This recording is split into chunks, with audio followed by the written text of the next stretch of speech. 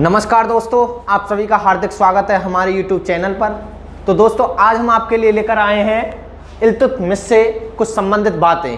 तो दोस्तों आप सभी को पता है हम गुलाम वंश के बारे में अध्ययन कर रहे हैं और गुलाम वंश के अंदर हमने सबसे पहले अध्ययन करा था कुतुबुद्दीन ऐबक से। उसके बाद हमने डिस्कस करा आराम शाह के बारे में और मैंने बताया कि आराम शाह ने 8 महीने शासन किया। वो एक सफल शासक नहीं रहा। जो 40 तुर्क थे जिनके हाथ में सत्ता या शासक बनाने की पावर थी, उन्होंने आराम शाह को गद्दी से हटा दिया था और उन्होंने किसको चुना था? इल्तुतमिश को। तो ये भी बताया गया है इतिहास में कि भाई इल्तुतमिश ने ही आराम शाह की क्या करी थी? हत्या करी थी। तो दोस्तों आइए पढ़ते हैं किसके बारे में? इल्तुतमिश के बारे में। वास्तव में ये बताया जाता है कि 1211 के अंदर, जी हाँ दोस्तों, 1211 के अंदर इल्तुतमिश किस पर बैठते हैं? गद्दी पर बैठते हैं। सेकंड बात ये ध्यान करनी है कि इल्तुतमिश दामाद थे किसके? कुतुबुद्दीन ऐबक के। क्या है? या तो आप कह लीजिए दामाद या कह लीजिए गुलाम किसके? कुतुबुद्दीन ऐबक के। कौन? इल्तुतमिश। उसके बाद कई बार पूछा जाता है कि भाई जब कुतुबुद्दीन ऐबक का शासक था दिल्ली सल्तनत के अंदर, तो जो आपका इल्तुतमिश है ये एक सूबेदार था। कहाँ का सूबेदार था? बदायूं का। तो ध्यान करनी है ये बात कि भाई जब कुतुबुद्दीन क्या होता है? शासक होता है दिल्ली सल्तनत का, तो बदायूं का जो सूबेदार है वो कौन होता है? वो होता है आपका इल्तुतमिश। नेक्स्ट यदि मैं बात करूं, कई बार पूछा जाता है कि देखिए दिल्ली सल्तनत का जो पहला शासक तुर्की शासक था वो कुतुबुद्दीन ऐबक है, लेकिन वास्तव में ये बताया जाता है कि वास्तविक संस्थापक किसका? गुलाम वंश का, दास वंश का। वो कौन बताया जाता है? वो बताया जाता है इल्तुतमिश। नेक्स्ट यदि मैं बात करूं, मैंने बताया आपको कि कुतुबुद्दीन ऐबक ने दिल्ली से पहले, जी हाँ दोस्तों, मैंने क्या कहा? मैंने कहा कुतुबुद्दीन ऐबक ने जो राजधानी बनाई थी किसकी? दिल्ली सल्तनत की। वो बनाई थी क्या आपकी? वो बनाई थी लाहौर। लेकिन क्वेश्चन ये पूछा जाता है कि दिल्ली सल्तनत की राजधानी किसने बनाया था? तो वो बनाया था इल्तुतमिश ने। तो क्वेश्चन काफी इंपॉर्टेंट है, ध्यान करना है। पहली राजधानी सल्तनत काल की क्या होती है? लाहौर होती है। और सेकंड क्या हो जाती है? दिल्ली। और दिल्ली किसने बनाया था? दिल्ली बनाया था किसने? इल्तुतमिश ने। इंपॉर्टेंट क्वेश्चन है काफी। उसके बाद देखिए जो आपके इल्तुतमिश हैं ये दास से क्या हो जाते हैं? मुक्त होते हैं। कब होते हैं? खोखरों के युद्ध में। आपको बताया तब खोखरों का युद्ध कब हुआ? 1206 में हुआ। किसने लड़ा था? इसके बारे में बताया, मोहम्मद गौरी साहब ने लड़ा था। उसके बाद देखिए इसने इल्तुतमिश साहब ने सिक्के चलाए थे। दोनों ही सिक्के इंपॉर्टेंट है। इसने सिक्के चलाए थे सबसे पहले चांदी का टका। जी हाँ दोस्तों, चांदी का टका कह लीजिए। ये 175 किसका था? ग्रेन का था। वैसे पूछा नहीं जाता भाई कितने ग्रेन का है, लेकिन ये पूछा जाता है कि टका, चांदी का टका किसने चलाया? तो इल्तुतमिश ने चलाया। और ये सबसे ज्यादा इंपॉर्टेंट है कि जीतल सिक्के। जी हाँ दोस्तों, कौन से सिक्के? जीतल सिक्के किसने चलाए? ये चलाए आपके इल्तुतमिश ने। ध्यान करनी है बात, जीतल किसने चलाए? इल्तुतमिश ने चलाए। उसके बाद एक चीज और ध्यान करनी है आपको। क्या ध्यान करना है कि भाई मैंने आपको पिछली वीडियो के अंदर बताया था कि भाई जो कुतुबुद्दीन ऐबक साहब है दिल्ली सल्तनत है उसके क्या होते हैं? शासक होते हैं। और मैंने ये भी बताया कि दिल्ली सल्तनत के अंदर सुल्तान जो प्रमुख पद था या शासक था, लेकिन कुतुबुद्दीन ऐबक ने सुल्तान का पद धारण नहीं किया था। ये भी एक इंपॉर्टेंट चीज थी।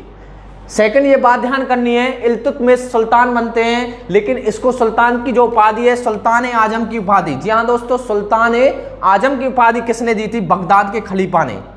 बगदाद के खलीफा ने वैधानिक स्वीकृति किसको दी? इल्तुतमिश को दी कि भाई आप क्या हो? सुल्तान हो। ये क्वेश्चन काफी इंपॉर्टेंट और पूछा जाता है। और मैंने पिछली वीडियो के अंदर भी बताया था कि कुतुबुद्दीन ऐबक सुल्तान की उपाधि धारण नहीं करते हैं। उसके बाद क्वेश्चन नेक्स्ट क्या आता है? क्वेश्चन आता है कि देखिए मंगोल हैं, मंगोल का आक्रमण किसके समय में भारत पर होता है? पहली बार इल्तुतमिश के समय होता है। इस समय जो मगवर्नी भारत के अंदर छुप जाता है और जो मंगोल का शासक होता है चंगेज खां, वो भारत पर आक्रमण करता है। लेकिन इल्तुतमिश इस मगवर्नी को किसको सौंप देता है? मंगोल शासक चंगेज खां को। तो ध्यान करनी है, जो मंगोल है एक जाति है, एक असभ्य जाति थी जो कि किसके अंदर निवास करती थी? गोवी। जो गोवी रेगिस्तान है इसके अंदर क्या करती थी? निवास करती थी। कौन सी जाति? मंगोल जाति। और सेकंड क्वेश्चन ये भी ध्यान करना है, गोबी जो रेगिस्तान है एशिया का सबसे बड़ा रेगिस्तान है दोस्तों, ध्यान करनी है, इंपॉर्टेंट क्वेश्चन है। गोबी जो रेगिस्तान है एशिया का सबसे बड़ा रेगिस्तान है। उसके बाद ध्यान करनी है भी मंगोलों ने सबसे पहले आक्रमण किसके शासनकाल में करा? इल्तुतमिश के शासनकाल में करा। उसके बाद देखिए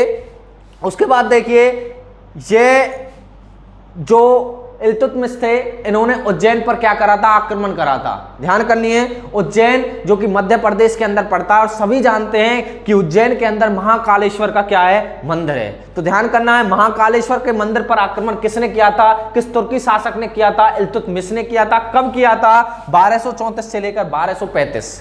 क्वेश्चन काफी इंपॉर्टेंट है, कई बार ये पूछ लिया जाता है उज्जैन कहां पड़ता है, तो उज्जैन पड़ता है मध्य प्रदेश के अंदर। कई बार ये भी पूछ लिया जाता है कि उज्जैन किस नदी के तट पर है, तो किस नदी के तट पर है? शिप्रा नदी के तट पर। और दोस्तों एक क्वेश्चन और इंपॉर्टेंट आपके सामने, क्या होगा? किसको कालिदास की नगरी कहा जाता है? तो ध्यान करनी है बात, कालिदास की नगरी कहा जाता है उज्जैन को। ये जितने भी क्वेश्चन है काफी इंपॉर्टेंट है। उसके बाद यदि मैं बात करता हूं कि भाई एकता प्रथा चलाई, देखिए एकता प्रणाली और एकता प्रथा में डिफरेंस है। मैंने बताया था एकता किसने चलाया था? कुतुबुद्दीन ऐबक ने भी, और यहां पर भी एकता प्रथा चलाई थी किसने? इल्तुतमिश ने भी। उसके बाद यदि मैं बात करूं कि पहला ऐसा कौन सा शासक था जिसने रणथंबोर को जीतने वाला तुर्की शासक था, तो रणथंबोर को जीतने वाला पहला शासक कौन था? इल्तुतमिश। कौन सा शासक था? इल्तुतमिश वो शासक था जिसने रणथंबोर को भी क्या करा था? जीता था। यदि मैं नेक्स्ट बात करूं किसकी? कुतुबुद्दीन ऐबक के बारे में फिर मैं बताने वाला हूं कि इसने कुतुब मीनार का क्या करा था? निर्माण करा था। और जब कुतुब मीनार का निर्माण करा था तो इसका निर्माण क्या नहीं हुआ था? कंप्लीट नहीं हुआ था। उसका निर्माण भी कंप्लीट किसने किया था? इल्तुतमिश ने। ये क्वेश्चन भी अपने आप में इंपॉर्टेंट है। उसके बाद एक चीज और आती है, देखिए किसका? कि अवध के अंदर एक विद्रोह हुआ था जिसको पृथु विद्रोह का नाम दिया गया। पृथु विद्रोह का जब नाम दिया गया तो एक पूछा जाता है कि भाई पृथु विद्रोह कहां पर हुआ, तो आप बताओगे कहां पर हुआ? अवध के अंदर हुआ। पृथु विद्रोह किसके समकालीन हुआ? तो ध्यान करना किसके? इल्तुतमिश के। तो दोस्तों मिलते एक नई वीडियो के साथ, आज के लिए धन्यवाद।